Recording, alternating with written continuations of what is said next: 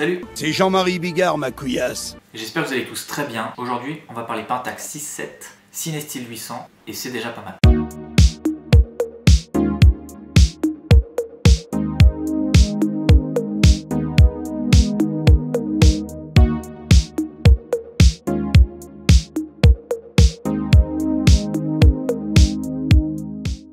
Le Pentax 6.7, c'est ce gros bazar, sorti en 1969.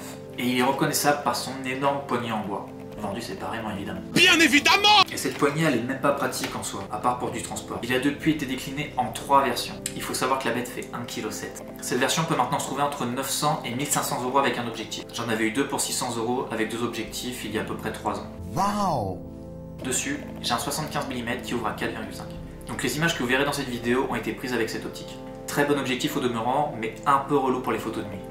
On va y revenir. Ok. J'ai donc voulu essayer de faire des photos de nuit avec ce boîtier que j'adore mais qui pèse un âne mort. C'était une idée de merde, mais je vais recommencer pour bien être sûr que c'était une idée de merde. Pourquoi c'était pas ouf? Bah le poids. De nuit, le mieux c'est de shooter sur trépied. Donc vous ajoutez à ça c'est presque 2 kg de mort sur un trépied, ça devient juste infernal. Mon optique aussi qui n'ouvre qu'à 4,5 s'est révélée être vraiment problématique. Dans l'idéal, il m'aurait fallu le 105 mm qui ouvre à 2,4, qui est considéré par beaucoup comme une des meilleures optiques jamais construites. Vas-y, je vous le dis. Autre problème, le bruit. Honnêtement, c'est une mitraillette. Faut savoir que je viens de faire peur au chat en déclenchant. On entend bien le miroir taper, du coup vous vous doutez des vibrations que ça peut produire. Ah ouais, au fait, avant de vous montrer les images, vous avez vu mon nouveau partenariat? Si vous n'avez pas bien vu, je vous remets ça.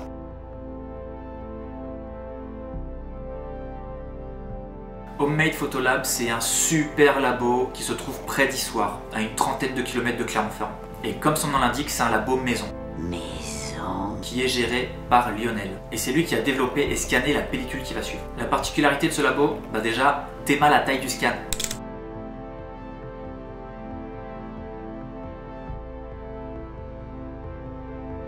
Je peux taper encore plus dedans que papy dans. Wow.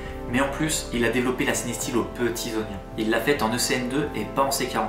Attention, c'est un peu technique. Alors le CN2, c'est la chimie utilisée pour développer les films cinéma. Donc 50D, 250D, 500D et j'en passe. Ces films-là sont dotés d'une couche sur la pellicule qu'on appelle le remjet, qui est tout simplement la couche anti-halo. Si vous développez ces films sans retirer le remjet dans du C41, ça va tout simplement niquer vos chimies. La C41, elle, c'est la chimie qu'on utilise pour les films négatifs couleur. La Cinestill peut être développée en C41 comme en ECN2, car le remjet a été enlevé au préalable. Mais du coup, pourquoi la développer en ECN2? Pour le coup, les basses lumières sont un peu plus détaillées, plus intéressantes. Et il y a aussi moins de contraste, mais ça peut se gérer au scan. Bref, Cinestill ou pas, si vous avez des stocks de 50D, 250D, 500D, ou même que vous voulez faire développer vos pellicules noir et blanc ou couleur, je vous conseille vivement, mais vivement, de les faire développer à Homemade Photolab. En plus, vous pouvez les envoyer par la poste, et il vous fera un travail d'orfèvre, ça je peux vous le garantir.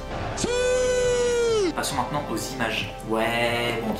Je vous le dis tout de suite, j'étais archi déçu de cette pellicule. Déjà parce qu'elle a un certain coût et c'est toujours frustrant de rater quelques images sur une Cinestill. Je me suis rendu compte que j'avais tout simplement pas le bon objectif pour ces images. On commence par celle-ci. Les couleurs sont intéressantes, mais on voit bien que je suis beaucoup trop loin. J'ai essayé de me rapprocher, mais les immeubles aux alentours étaient beaucoup trop hauts. Alors celle-ci, elle est juste claquée au sol. Claqué au sol! Même si pour celle-ci, je suis quand même super déçu. Je m'attendais à plutôt une bonne image, mais je me rends compte que les vibrations sont vraiment abusées sur cet appareil. On passe peut-être sur une de mes préférées de cette série. Déjà parce qu'elle est réussie. Mais je suis aussi plutôt content des couleurs. Même si le lampadaire est un chouïa surexposé et qu'on voit aussi ma grosse sombre là. Celle-ci a un petit côté irréversible de Gaspard Noé, mais je sais pas si c'est une bonne nouvelle pour le coup.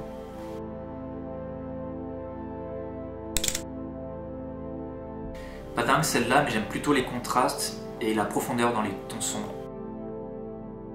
Et là on est vraiment sur ma préférée de cette pellicule. Et comme vous pouvez le voir, elle n'est pas du tout de nuit. Wow.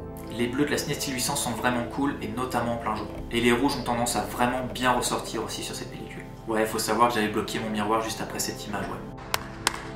Cette photo aurait pu être mieux aussi, avec un cadrage un peu plus serré par exemple, et que le logo Michelin soit un peu moins exposé. Mais le reflet était plutôt bien. Enfin, il était bien, dans ma tête.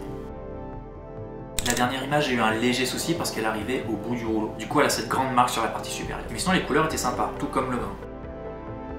Et et ça me donne vraiment envie de réessayer la Cinestill de nuit pour de l'architecture. Malgré un presque fiasco, je suis plutôt content de certaines images. Mais avec un boîtier brillant, qui fait beaucoup de vibrations, il fallait que je m'attende à quelques soucis lors des prises de vue. Et ce, même avec un déclencheur souple. Alors pour la technique, j'ai évidemment utilisé un trépied, j'ai exposé la pellicule à 800, comme il est indiqué par Cinestill, et j'étais à pleine ouverture, donc à 4,5 pour le coup. Concernant les temps de pause, j'étais quasiment à 1 à 2 secondes pour la plupart du temps. Bon, on va retenir qu'on gagne pas tous les coups, mais qu'il faut pas baisser les bras et continuer d'essayer. Bon allez, je vous laisse. En plus, il y a Roland Garros.